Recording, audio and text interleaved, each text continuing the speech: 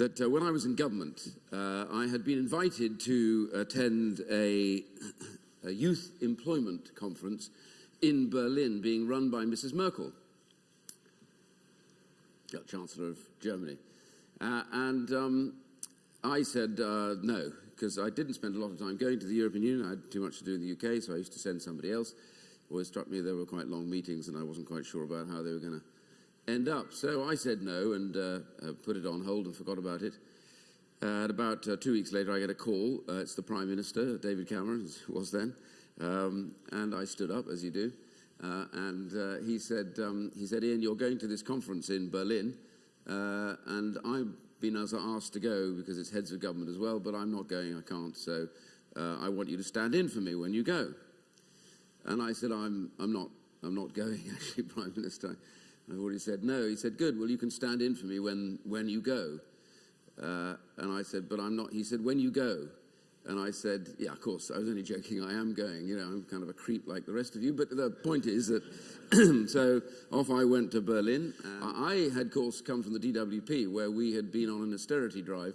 I didn't bring anybody with me because we were saving money on the tickets. So it looked a bit bad, really. They had 4 or 5 people behind them. I had nobody behind me, so the Foreign Office guy felt so embarrassed about that, he went and got a couple of waiters to sit behind me to try and make it look like I was, you know.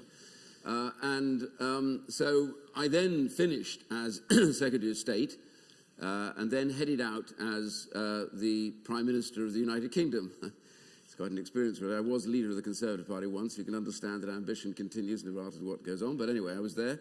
And I didn't realize there's a coach for heads of government in the European Union. I bet you didn't know that, did you? There's a proper coach for heads of government. So I board the coach to get on the coach. And nobody recognizes me from Adam, of course, because they're all kind of prime ministers from different countries, and they're used to seeing David Cameron, not used to seeing me. So I went to the back of the coach like I used to when I was at school, and was tempted really to start flicking stuff, really, as you used to do, but I behaved myself at the back, only just.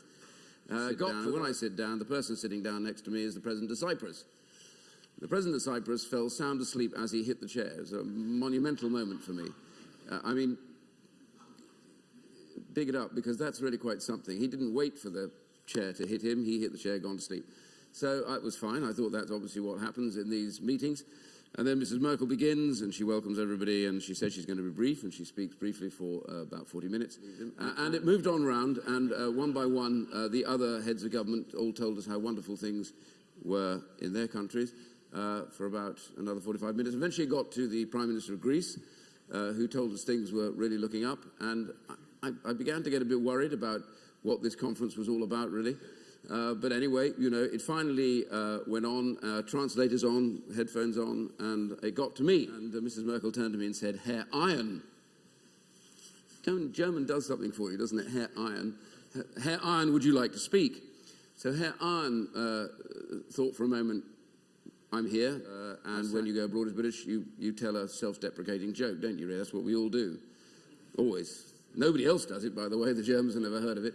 The Italians don't believe in it, and the French would have sold it by now if they got it. But, you know, we're British, and we do that, don't we, really? Well, I did. So I said, Mrs. Merkel, it's an incredible privilege to be here as Prime Minister.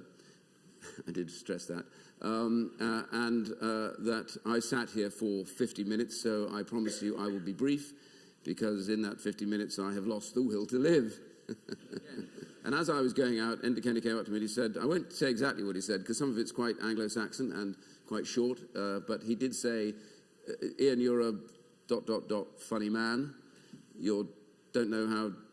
funny you really are. I said, why is that, Enda? He said, because I speak enough French to know that from the cabin I could overhear them, and when you said you'd lost the will to live, it was translated as you were terminally ill. At that moment, Mrs. Merkel came up to me, actually. Yes, yeah. And she put her arm through mine, which was disconcerting, really. She said to me, Herr Iain, how are you? Now, this is the moment, really, when I just had to come clean, you know. God, real mess up. A joke went wrong. Don't tell the headmaster, please, when I go back. I don't want to go to his study, all the rest of it. So I turned to her and said, not very well, actually. Whereupon she took me arm in arm down to the front of the picture. You know those pictures they have? It's about 3 ranks of people, and I'm at the front now.